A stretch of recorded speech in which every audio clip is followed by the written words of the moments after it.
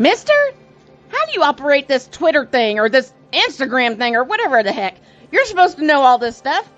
Anyway, welcome back to the show. Hey folks, don't forget we have a brand new sponsor. It's a game in a binder. It's called You're the Coach. Go to you'rethecoach.com/football. Check out my friend Michael Ray and a whole lot more stuff. And soon it will appear on the Snowman in the Morning website and the Snowman Multimedia website.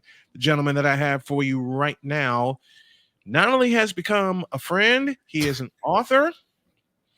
He is a business owner, and he does a lot of videography in a place called North Carolina. R.Y. Gibbons is with me right now on the Invader Coffee guest line. How are you, my friend? It's wonderful to talk to you. Man, hey, good. Like that intro. That was fun. I'm doing all right today, man.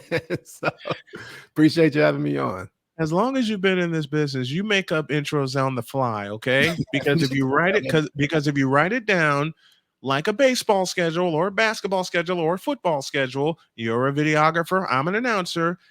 There's a very important line that says schedule is subject to change. The amount of times that like in a camera meeting we have like, all right, this is what we're gonna go for, and then something like happens pregame and we go, all right, scratch everything we just got through talking about. It's time to get to that. It's wild stuff to be a part of, man. We were talking off the air before we came on. I lived in North Carolina. Jody and I 2 years. She was my football coordinator, my football broadcast coordinator. She would be in the booth with me. Mm-hmm. She kind of split her time with her work and being my basketball broadcast coordinator. And she went on an assignment with me in Winston-Salem. Now, folks, anyone who follows me knows and has seen me and Jody. Jody and I go out and we're cutting the hell up together. Yeah, we took our act to Winston-Salem, North Carolina, and Jody leaned into my ear and said, honey, I think we got a problem. I turn around and look and I understand where she's coming from.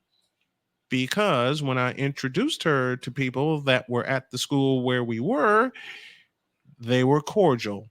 And that's about all I can say. Yeah. And this had to be like, it's funny. I started in Winston-Salem when I first went to college. I played football up there. Mm-hmm. So this was prior to, if you go to Winston-Salem now, it's like an arts district and like there aren't like abandoned buildings. I'm like, but this wasn't safe before. Why do I feel like I can now eat ice cream out here on the park? That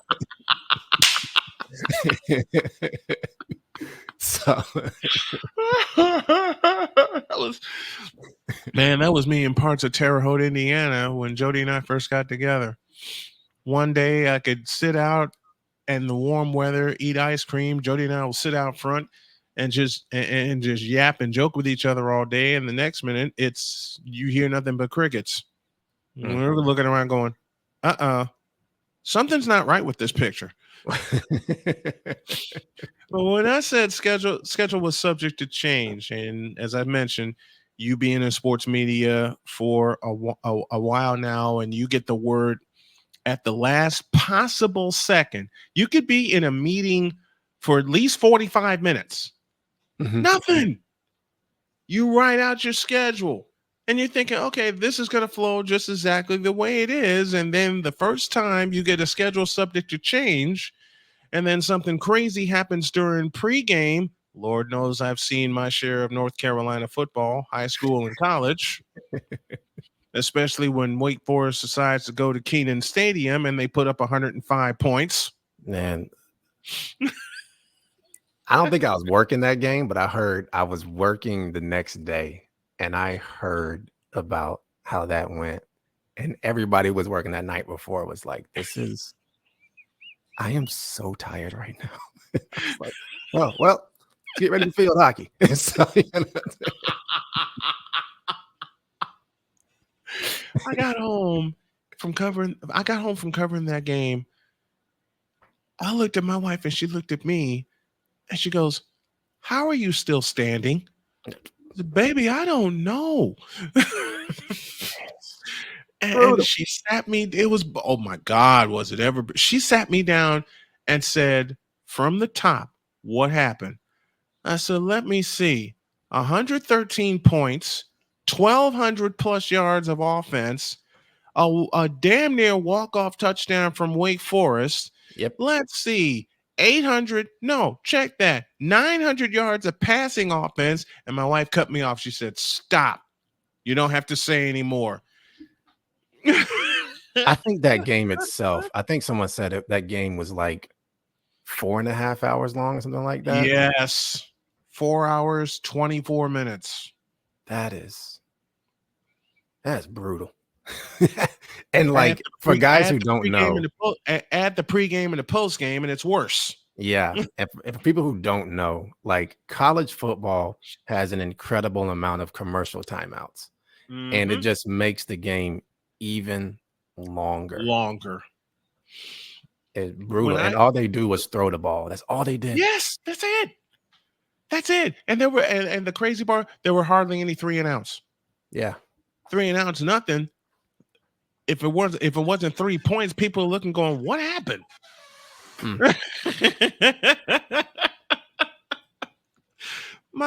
I went to do that game at Kenan Stadium. The last thing I heard from my beauty was, be careful driving. I get a kiss from her. I texted her when I got to the stadium and I said, baby, it's 7-0. What? Didn't you just get there to start? Honey, it's 7-0. She goes, oh boy. What was crazy? Wake Forest's quarterback at the time too. I was such a fan of his too, because I what was his name? Because he ended up going to Notre Dame. Hartman. I mean, I was such a huge fan of his too, man. Like, and it was crazy because like we went and watched him. One of my friends' coaches is one of the strength coaches over there at NC State. And for those who don't know, it's North Carolina State University. He does it for the football team. And we went up to Wake Forest to go watch him there too. And I knew as soon as they stepped in against UNC, I was like, bruh, it's Drake May. I know, or was it Sam Howell that was there? I forget. But I was like, this is about Drake May, Mac Brown, and it is about to be brutal out here. It's about to be crazy. About the only thing that wasn't crazy was the weather, because if you lived in North Carolina, no matter how long you lived in North Carolina, you knew what the weather was going to be. Yeah. It was Sam Howell on one side and Sam Hartman on the other. Yep. And Sam Howell, yeah. You just get this crazy feeling of, oh no, we're going to be here a while. Yeah. You just knew it. You just knew it. I think also they had that receiver at UNC. It was Josh Downs, I think. Great now receiver. Josh Downs, now with the Colts. Yeah. Josh Downs. Yeah. And I mean, like, they were like, run the ball. What would we do that for? Every time they would say, yeah, we're going to one up you. It was brutal. It was brutal. From what I heard. I wasn't there to witness it. Listen, RY, it was brutal. Not brutal, brutal. Yeah. If anybody remembers the game Killer Instinct on Super Nintendo, that was a brutal combo and then some. Yeah. That was a brutal, and that fourth quarter, good dear God, that fourth quarter, I barely had time to go get a drink and somebody was marching down the field. Yep. That was a hyper game. I can't even think of a video game reference I can put to that particular matchup. Playing as an all Madden team on rookie.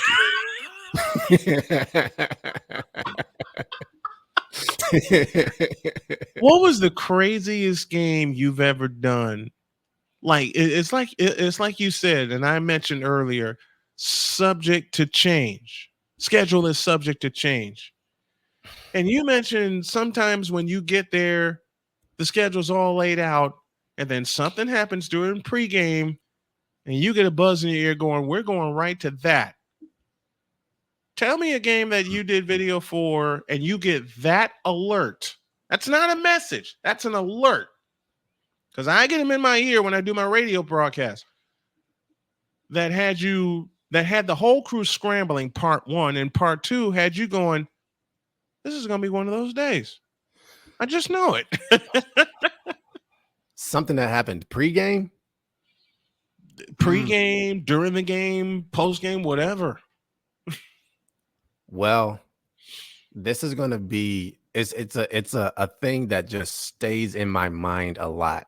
Oh, UNC, no. UNC it's a very little known sport. So UNC has a field hockey team. Field hockey, Yes. really. They have like a legendary field hockey team. Legendary. Oh field yeah. hockey. Oh yeah. And so I never filmed field hockey. I didn't care about field hockey. I actually was talking pure crap about it for the longest time. And then when we first started filming it, and then UNC ended up like getting the like top rated field hockey player like in the nation. And so for those who don't know who she is, she's probably one of my favorite like UNC. She's probably like she's really a UNC legend.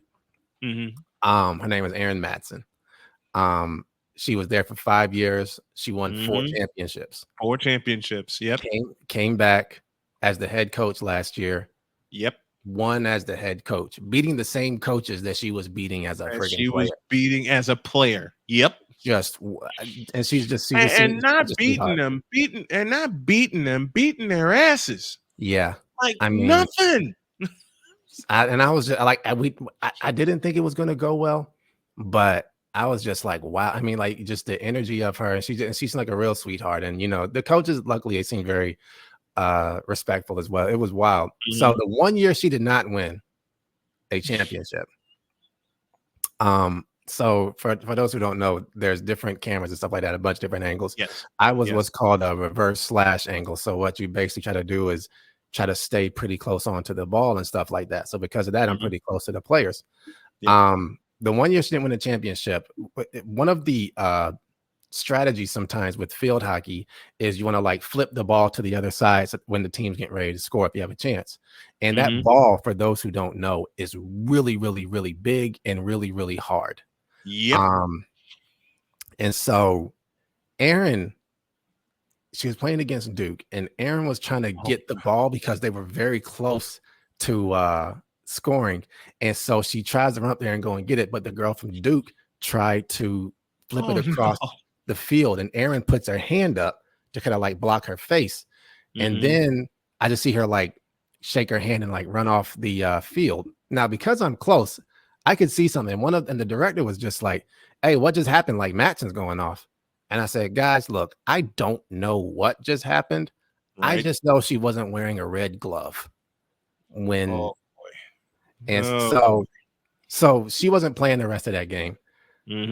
So the game kind of stopped for a little bit. And then afterwards, so we're like really harping on that now. And that kind of like changed up everything. It changed up the entire, like, who do we talk about now, even for field hockey and stuff like that. Right. And so what we learned though was sometime later, I overheard her talking because one of her fans asked, "You know, are you okay?" And she was like, "Yeah, my finger came off though, but it's okay. They're going to put it back on tonight."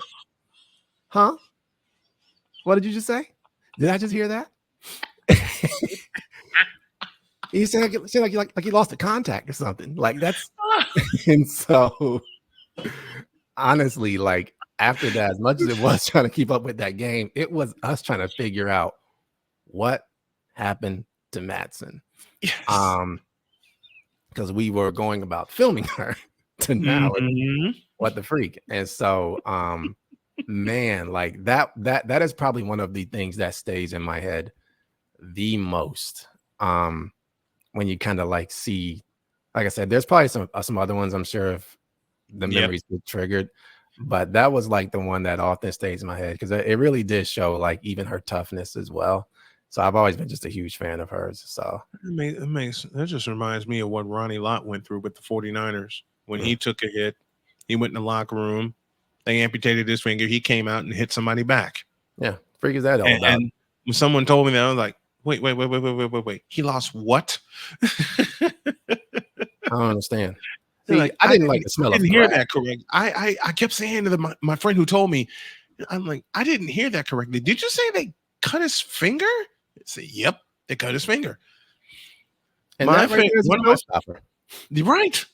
That's still one of my favorite stories. When I got started, like with my own company, it was in 2002 back in Chicago. Was doing a high school game, and it was two of the top rated teams, not just in the city, but in the state. Mhm. It was Brother Rice and St. Rita, and they were playing at St. Rita. Now, folks have heard me tell the story before, but to the new folks who are there, let me tell you about St. Rita's press box. A, it was small, very, very small. Mhm. B, the field was natural grass. Mhm. And if anybody who's seen a natural grass field knows, any significant amount of rain and you're not seeing a thing. No. You're not seeing a thing. Thirdly, when I got there and I didn't have a car at the time, it was sunny when I left campus where I was going to college. The clouds started rolling in when I got to St. Rita, and I'm going, why is this ominous? Yeah. And there were so many people covering that game, and they knew I was coming, but they didn't realize how many people was covering that game. So I had to go up on the roof. No chair, no table, no nothing. So I went up, and I was pre-taping this. So I went up there with my tape recorder, my microphone, my headset, and an umbrella. And I'm holding the microphone in this hand and the umbrella in this hand. And then a strong gust of wind gets a hold of my umbrella. And away it goes. Yep. Oh, no. Oh, no. By the time the first quarter ended, my umbrella was a mile away from me up 79th Street. I was soaked to the bone. My shoes were ruined. And it wound up being one of the greatest games I ever called because I didn't know the overtime rules. I didn't know them well. I knew the college overtime rules because I watched it. So I'm assuming they're going to start from the 25. Someone quickly got a hold of me and got the word up to me upstairs that they start from that in high school they start from the 10-yard line. I said, all right, I can live with that. Do you know that damn game went 6 overtimes? That's brutal. It rained. I couldn't see the field. It was a mud pit at the 50-yard line. It was a mosh pit in both of the end zones. And that game was one of the greatest games I ever called because it went 6 overtimes. The overtime started being tied 14 apiece. The final score was 51-48. Let me ask you a question then. Like, as something I've noticed within myself, I started out a real sports fan, and then I became, can we please get this over with, please? I don't care who wins anymore. Dude, let me tell you a secret about that. Let me tell you a secret about that game. It was 14 apiece. St. Rita had the ball at the 1-yard line, 30 seconds remaining. Now, mind you, I'm soaked to the bone. I'm saying punch it in the end zone, let me get downstairs and go home. As Bugs Bunny would say best, me and my big mouth. As I came back from a break, St. Rita comes back off of a timeout. Brother Rice gets their defense in order, and I'm thinking, okay, St. Rita, I know Brother Rice is going to take a hit because that's the team I'm covering, but punch it in and let's go home. Yeah. Please. I open my mouth and I say the only way this game continues is if Brother Rice forces a fumble. Again, to borrow from Bugs Bunny, who was voiced by the late great Mel Blanc. Me and my big fat mouth. 3rd and goal from the 1. They give it to the fullback. I'm waiting to hear touchdown, and the next thing I hear from the PA man is fumble. I lose it. I lose it in 2 ways. One, I was excited because my team made a goal line stand. Secondly, I'm going, we're going to be here a while. Yeah. Doggone it. Yeah. And it's like you said, like, please get this game done. I want to go home. I'm tired. I'm hungry. I'm thirsty. I want to go home. I'm telling you, that's one thing we have learned. We get so mad at some people who are sometimes new, and they'll say, right. Oh man, this game's going by fast. No, what did you do? And after that, it's a wrap. Like, I have learned to keep my mouth shut and keep my thoughts to myself. Right. Because if you say them aloud, it's going to happen. It's going. You know, it was funny. I was filming a lacrosse thing, and the ACC tournament this year was just starting. Yeah. And so I filmed a lot of NC State fans and stuff too. People who went to NC State, and so so I forget what was that, because there's always conversations about Kevin Keats and stuff like that. And I jokingly said, I can't wait just this year. I said, I can't wait for NC State to go on a crazy run and win the ACC championship. And then Kevin Keats is back. Why did you say that? It seemed so far-fetched to say that. And I was like, hey, they keep winning games, man. And then by the end of it, I was like, all right, now I'm just a fan of NC State. Even I'm a UNC fan. Like now I just want to just root for them just to see what happens, man. It was one of the funniest things I think I have ever experienced in my life. Was just you open your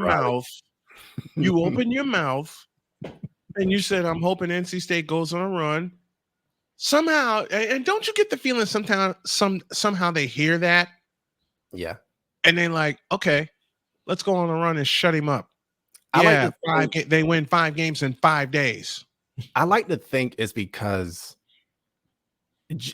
just being so close to the sport and so close to the players so much, like there's just this aura I can almost feel. One of like the things that I'll never forget. I think it was when I know I'm name dropping, but sometimes I can't believe that I do what I do with life. And so Same. Duke was playing UNC, and I was doing the video board for UNC. I'm always very honored whenever I get to do that. So this particular year was the year that Paolo Banchero was on Duke, and I remembered walking into the Dean Dome, and I remember looking at Duke and going, I've never seen a team larger in my life. They look like the Monstars. And then I looked over at our team and I was like, what is this? You know? And like there was just something in the air that I just said, this doesn't feel right. And then Duke, I'll never forget, Duke scored the first goal, the first basket, and I was like, I think the game's over with. Like I had no reason to. I didn't end up losing by 20, but it's just something, I don't know. After being around and being in such environments for so long, it's just there's a feel now of just like, I don't know why I'm thinking this, but this feels like NC State's about to go on a run. I don't know why I'm feeling this, but I feel like it's about to be a long game. I didn't see 6 overtimes coming. That sucks, but I could just feel it, man. I could just feel it now. I am fine-tuned. We're both fine. We're both fine-tuned because I did a live stream of the Cowboys 49ers game this past year. And I know so many Cowboy fans, it's not even funny. And all of them invited me onto their podcast. I must have did about 5 different appearances.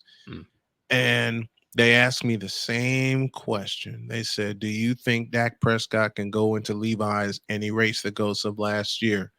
And my first 2 words are, hell no. And I cracked them all up and they said, why don't you think Dak Prescott has a chance? Yeah, I opened my mouth and I said, because he's Dak Prescott and he's facing the best team in the league. And they all said, well, San Francisco's got to lose sometime. Yeah, but it ain't going to be Sunday night on Sunday Night Football. Sorry to break it down to y'all. That's just not when it's going to happen. Exactly. And one of my good friends in Texas has had me on his broadcast right before I went on air with my pregame show. And he says, how bad is it going to be? I said, if Dallas scores 14 points, I'll be surprised. You know, he almost hung up on me. He almost hung up on me and he said, you don't think it's going to be that bad? No, it's going to be worse. If they score 14 points, I will be surprised. And he said, you think San Francisco is that good? I said, let me put it this way. One of my favorite wrestlers of all time is Stone Cold Steve Austin. And he immediately starts cracking up. Stone Cold is the greatest. You know how many stunners we did on the trampoline in my backyard? It was insane. Listen, I like I said, one of my favorite wrestlers is Stone Cold Steve Austin. He immediately starts cracking up and he goes, okay, let me hear it. I said, the 49ers are going to stomp a mud hole in their ass and walk it dry. Yep. Right after the game, he gets a hold of me and he just goes, how did you know? I mean, really? Do I have to break it down to you again? I gave you the simple sentence in pregame. And he goes, yeah, but 42-10? Yes. And if you see us in the playoffs, we're going to kick your ass again. I think the one time I called it accurately, I'm a Patriots fan. So, yeah, I understand. Everybody, you can boo. I understand. And so, and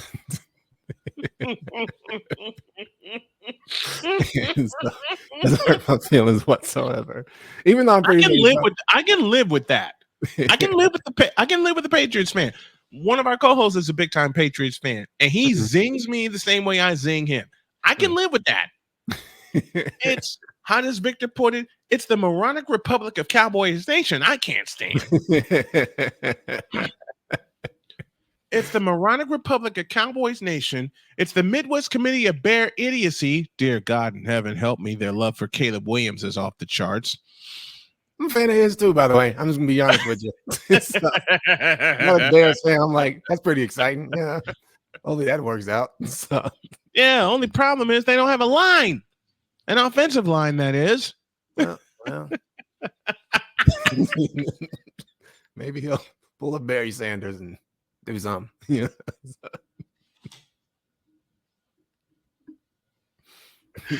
Oh my gosh.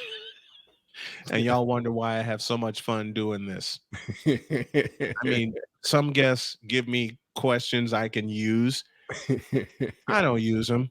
I just go off the field, and we've been cracking up since we connected, folks. That's how we do it here. But I called that game accurately. I got a friend who's a big time Packer fan. When the Niners played them for the NFC Championship a few years back, he got a hold of me. And I said, I knew he was going to contact me. And he just asked me politely. He said, I got one question for you. Bring it on. Do we have a chance in hell of winning in Santa Clara? No. Okay, that's all I need to know. Click. So let me ask you then, because I've noticed this. So did you play sports growing up? Baseball. Okay. Do you like sometimes played a little baseball? Do you sometimes feel that like it's a little fine-tuned as well because of your connection to playing it and now broadcasting it? Yep. First sport I ever called was the basketball game in 1995. My connection started 10 years earlier when I heard the voice of the late great Jim Durham, and then the next year Jim Durham and Johnny Kerr called Bulls games. When I heard those two voices, my simple philosophy was, if they can do it, so can I. Period. Yeah.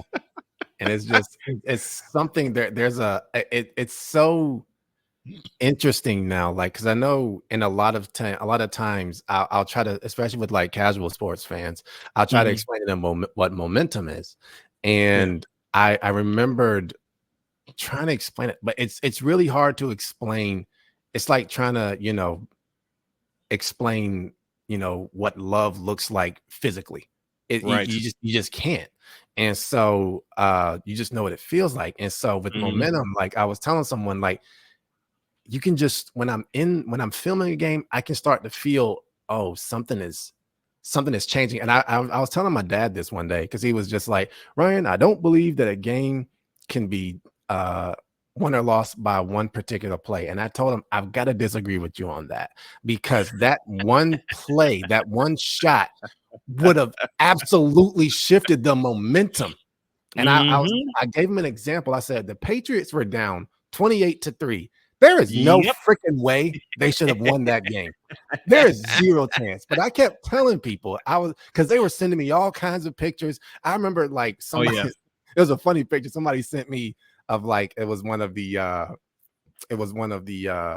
pick sixes that Tom Brady threw. And it had Tom Brady on the ground and the Falcons player running, and in the left corner had Martin Luther King Jr. in there looking down, smiling. so that was hilarious picture, man. so, but I was keeping quiet because I kept saying. But I was keeping quiet because I was just like, I don't think you guys realize they've only scored really one touchdown on offense. Right. You guys haven't noticed that yet. I am seeing that. And I remember thinking the minute that defense slows down, it's going to be a change. Then they scored a field goal.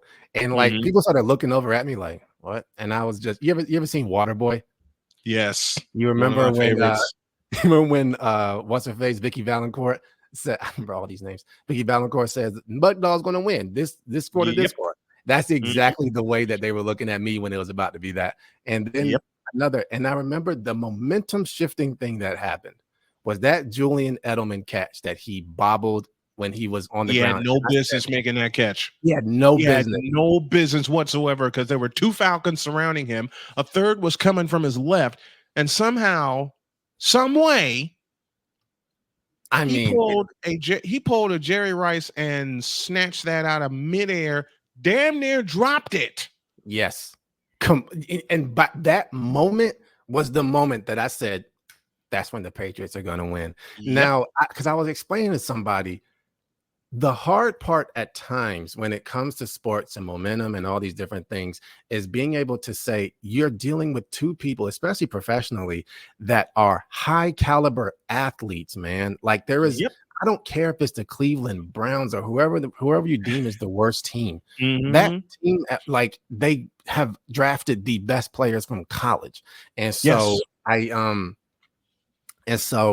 one of the things I was telling him is that like you have two people that are battling right now. And I was saying, and it comes down to not really, it doesn't really always come down to who's the better team. Sometimes it comes down to who didn't make the mistake and who made the best play in that one moment where it shifts.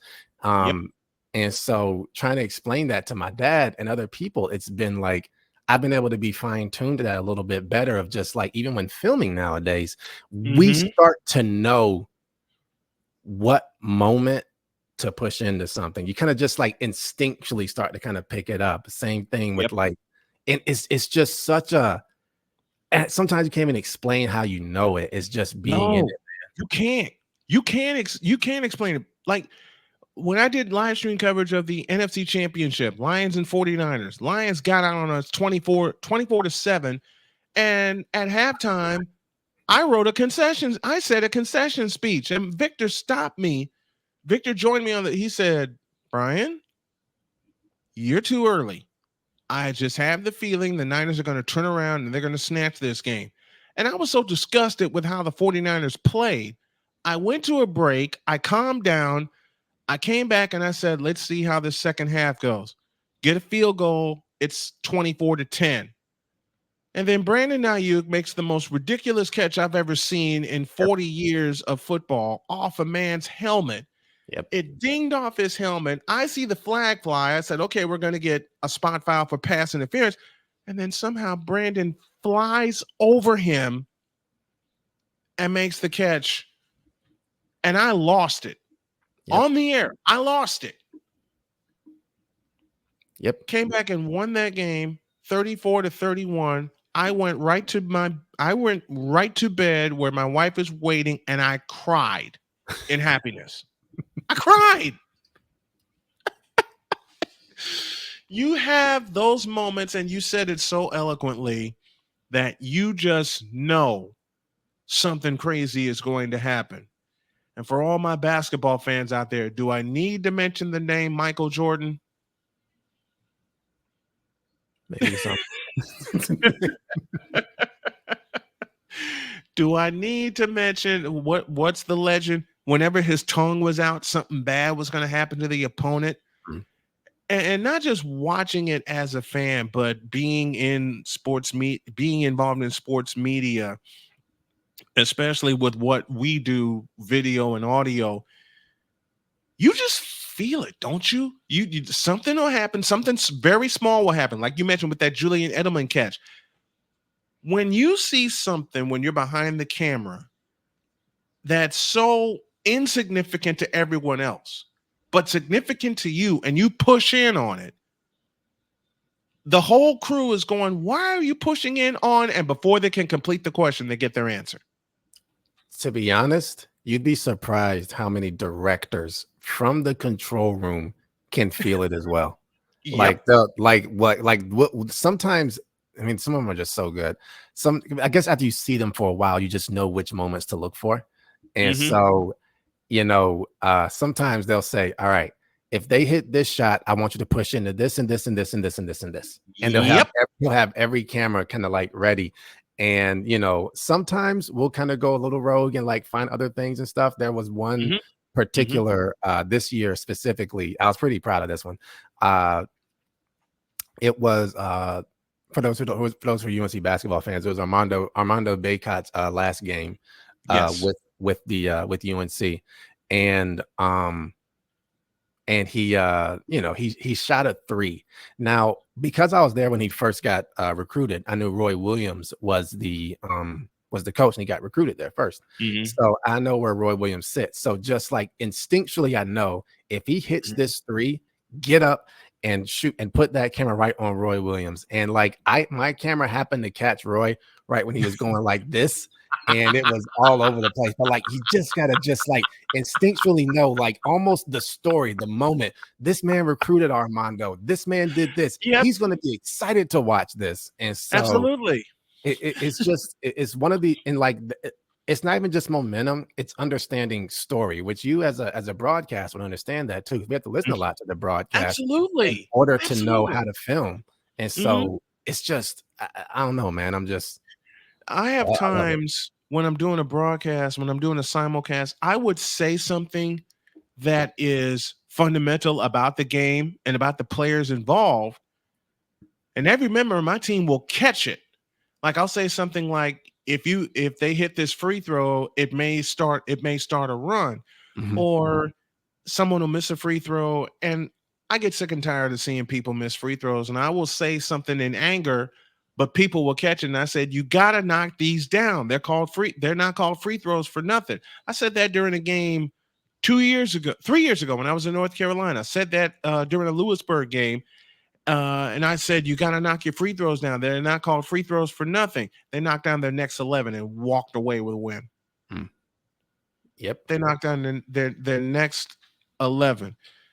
Man, how did you get, what made you start your business? What made you say, you know what, I can do this on my own? What got you started?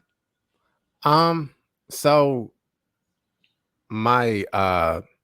I'm self-employed to do sports videography and stuff. Okay. So to be honest, I did not think I could do it. So that's a shocker. And that was Please say that again for those of us in the cheap seats at Old Carmichael Auditorium. Please say it again. I did not think I could do it, and I am still shocked at times when I do.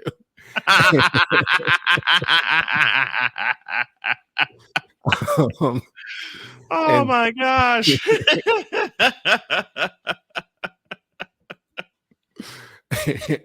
But how many times have we said that in business? Okay. Yeah. And I've been at this since 95. How many times have we said that? Okay, there's no way I can do this. And there's a little voice going, oh, yes, you can. And you keep going with it, right? Just show up. Like my only philosophy is just keep showing up, and what's next will be revealed to me. That's one of the hardest things I think I've had to do. First of all, when I first started doing this, I had no training in this, so I felt very insecure, and I felt like, I don't belong here. Like, there are people who go to school for this stuff. Like, I just happened to get there because a friend of mine was like, "Yo, we could use some help," and like they knew I had worked the camera. I'd never done it for sports before, and next thing I know, I'm filming. My first game was Notre Dame and UNC in the rain, using a camera that I had never used before, filming football in a stadium. And I was just like, what's happening right now? I remember asking my biggest fear, and it's for everybody who, like, this is like pretty much coincides for how I do business and why Mhm. I became courageous to start business. That particular camera, we would do a video board show. So whenever they're like, you're in the stadiums and you see them kind of go, we're going to recognize this person, or fan cams and stuff like that. Yep. I could have paid attention to everything that was around me. It was a huge moment. It's raining. I don't know how to freaking film in the rain. I don't really know how to work this camera like that. I know how to move the camera. I know how to look at Yep. things. Yep. I know how to listen to direction. Mhm. This people are screaming. It's an overwhelming amount of things. Like I'm just senses are just like going crazy. And I'm also Mhm. thinking, I have no clue what I'm doing. Luckily, I had a friend there that was good, and like luckily UNC does a great job of like helping out students. So like I wasn't a student, but thank God, they Yep. understand how to teach. And Mhm. so my first thing was only, I've got to film this. I thought I got to film this veteran who like has donated to the school. And my only thought was, just don't trip walking out onto that field. As long as I don't do that while I'm up, it's a win. Yep. Because everyone's going to see it, not only on the field, but also see the camera go tumbling. I was Mhm. terrified.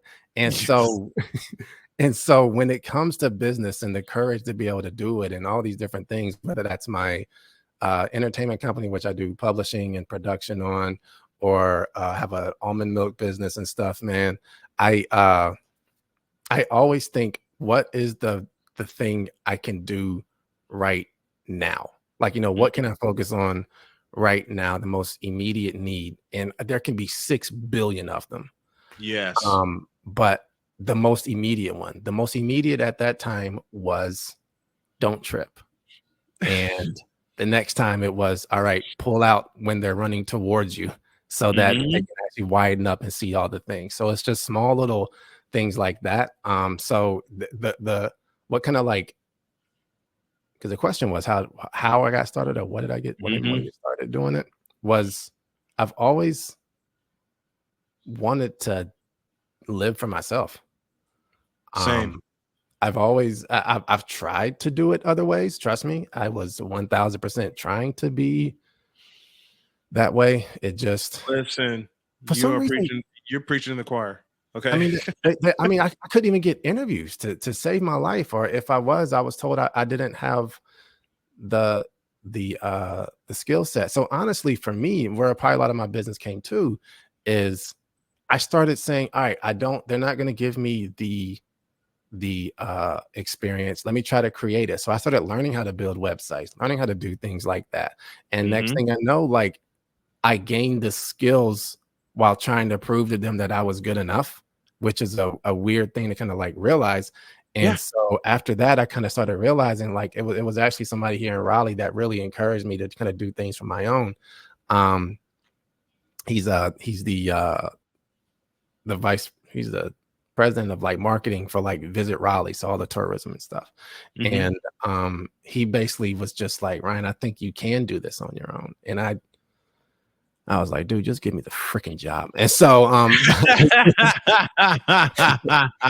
and so honestly, man, like, I don't always see myself as that. Sometimes it takes other people to speak into me, bro. Honestly, Yeah. help. It's the same with me, because I've been at this for so long with so many different names for my company, and I decided just recently to go with my nickname, Snowman, and Mhm. just call it Snowman Multimedia. And now I'm building the Snowman Multimedia Sports Network, giving its identity.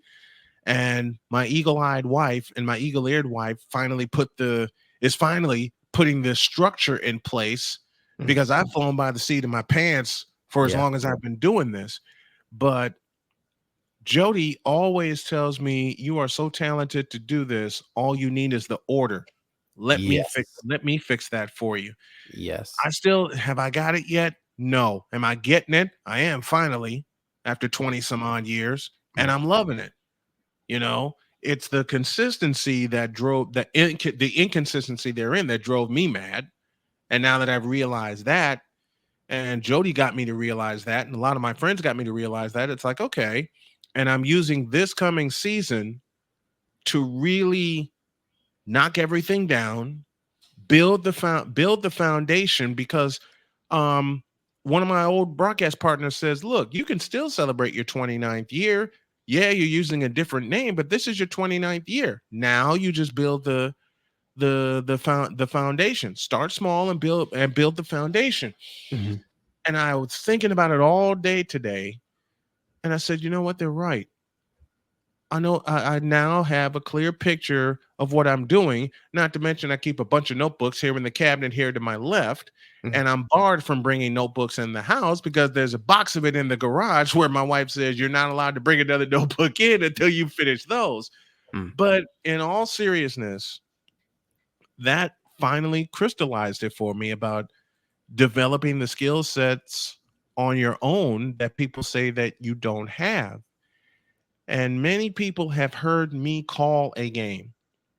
And people say I shouldn't mention this, but let me just go ahead and say it anyway. They hear me and then they see me, and I think you can fill the rest of the blanks in. Yeah. Yeah. And you know what's crazy too? I love what you said there about like the order. I think I can say this for myself. Ignorance is bliss. Luckily, I don't always know everything, and I think that's the way Right. I have that's something that gives me courage too, is that I've had enough experiences that I know that I will learn as I need to. Now, one of the things that did give me courage is that I was more so worried about trying to get better as a videographer and Yep. other things like that as a writer, as opposed to trying to figure out how things were going to be structured. That, I think, really gave me a lot of courage too, because a lot of times I could spin my wheels trying to get all of the structure together without really understanding how it all kind of like works and coincides together. So Yeah. that's another thing that gives me courage to be able to continue on business wise and stuff like that. And it works well with this industry that I'm, that me and you are in. If I try to, I tell people all the time, like when you get into sports, don't come in here with a plan, because it's going to change immediately. And so taking that level of understanding and how I utilize that in my job and utilizing that for business stuff. And then sometimes I will have friends that'll go, Ryan, you need some order on this thing. Yeah. You're right. It's time for that thing now. So I've got this answer, this and that, this answer, this and this and this and this and this happened. So what do we do with that and make that make sense? Oh, thanks. So we're not overthinking anything. Yeah. And man, it's been so helpful for me. Like with the entertainment company, I just wanted to write. Anything I did was always about writing. Whether that was videography, video editing, podcasts, website building, it was all centered around writing. And I started learning more about business. I learned more about how to keep up with taxes and stuff like that, because I'm self-employed and I have to fill out a W-9, which means taxes aren't taken out. And so it's been very interesting to be able to learn those things, understand about budgeting, understand about, expenses and stuff like that. And that also starts to help. If I tried to learn all that before getting into some of this stuff, be overwhelmed. And I'd say, I can't do it. You know who taught me the business side of things? And I thought I knew a lot because I watched my parents do it. You know who taught me the real business side of things, because I am self-employed? I married her. She sat me down over dinner and she said, we're just going to start with step one. And I told her recently, when we were on a little mini vacation, I said, baby, I need a favor. And she says, name it. Ask me all the hard questions you want to about Snowman Multimedia and the Snowman Multimedia Sports Network, and we'll go from there. Goals and everything. If I don't have the answer, I want you to help me get it. One question at a time. And you're right. It's good not to know all the answers, because if you know all the answers, they're stuck in your head and you become a horrible perfectionist like I've been for 28 years. Yep. I'm always looking for that thing that I know I need in order to do this thing. Man, I've just learned there are so many ways to get to the number 18. I quit looking. I quit looking and I let the skills come to me. Yeah. Like, is this necessary and can I use it? If the answer is yes, I'll wait for the time to implement it. I'll wait for the time to implement it. And I'll tell y'all this. Y'all know me. I'm always tweaking things and trying to make my network better and my show better and everything. And YouTube has become a secret weapon. Yeah. A couple of other weapons that friends of mine have told me about, as you saw in the thumbnails and you guys see in the layout, and every weapon that people bring to me, I test it out. And lately I've been testing out a lot of things live on the air. And I've had the fans tell me, is this better? I asked them, how do I make it better? I've had the fans do it. Easiest thing I've ever done. You know, that reminds me of one of my favorite art forms is stand-up comedy. Yes. And that is basically them in a nutshell. And I take a lot of like how I kind of go about things is stand-up comedy. One of my favorite comedians two of my favorite comedians are Dave Chappelle and Nate Bargatze.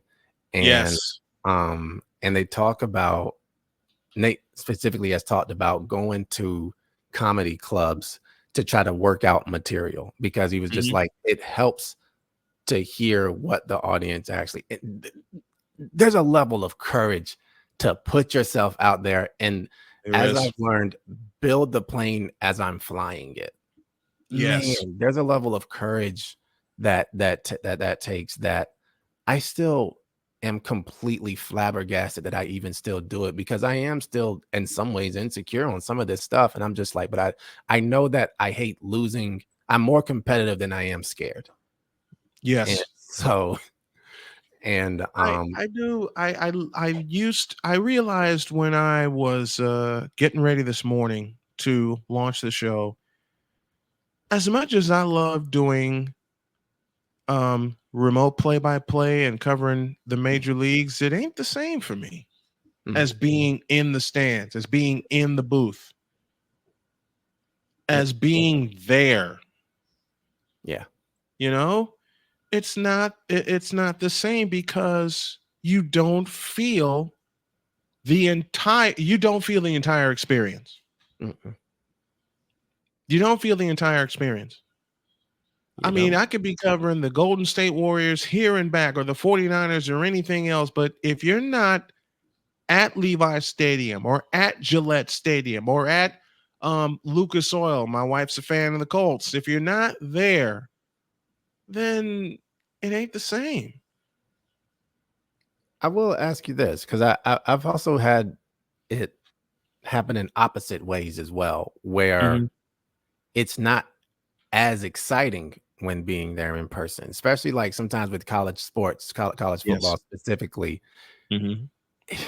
There's so much time stoppage, and you can, I mean, like, people fall asleep listening to football. And so like, I've also had it where I've kind of noticed this in some ways, which that's why I always look at what I do as a service to people, to kind of like give you that to be able to create a camera angle that gives you the feel of what it's like to be in here. That is a crazy skill that so many camera operators have. And and one of the things that like I have learned sometimes is like baseball. I think announcers do a great job of keeping it together. I remember I was doing Duke baseball this past year, and I was learning about 1870s baseball. I don't know why and it was great. And I'm thinking in the back of my head, we are going to make 1870s baseball work. And if you're watching this, and it's one of the, I think I've seen some people go there and go like, oh, it's not as fun as watching it on TV. Right. So I've kind of seen it on both ends. Basketball, there's certain sports that I know it's high energy, high octane, and it's just not going to slow down. Lacrosse and basketball are probably the only two that I noticed actually do that very, very well. So you want to be there for that. For me, I add a third sport, and that's hockey, because I've had a chance to do some hockey games, some high school hockey games back home in Chicago. That's never ending. that don't stop. Hmm. You know, I can't tell you how many bottles of the very first hockey game I did, 2005. I had a small bottle of water when I was walking into the arena, and they were guiding me up to the booth, and they said, "Do you need anything to drink?" And I said, "I have a bottle of water, thank you." You know, they came back with like 6 more bottles, and all they said to me, and I praised them for telling me this, "You're going to need it." Boy, they called that one on the button. Is it because you were yelling so much, or because, like, as an announcer, you were just it was just so energizing like that? Both. That's And wild. there's so much information. Wow. I would have never And guessed that. from that point on, I learned much, much more about research that I did when I first got started. Mm. And how much research material is available and how much you have to call to get the material. I take every lesson I learned from calling a basketball game and doing your research for that, and I applied it to other sports. Mm. Wow. It's crazy. Man, we're up at the finish line already. Folks, you believe how fast this hour has gone by? But when you laugh and you share experiences like I've done, you know, with my friend RY here, you don't realize how much time is flying by. And I'm getting a cue from my beautiful Jody now that we have to sign off. So let me get on out of here. RY Givens joining us here on the program. Man, I got to have you back. I love this conversation. I'm gonna cut the daylights out of it, but I'd love to have you back sometime soon, man. I'd love to be back, man. It's been fun. Have a great day. God bless. Remember to make your next move your best move. And always remember, if your dreams don't scare you, they are simply not big enough. Dream big, do bigger. We are, RY is, we hope y'all are too. I love you. So long, everybody.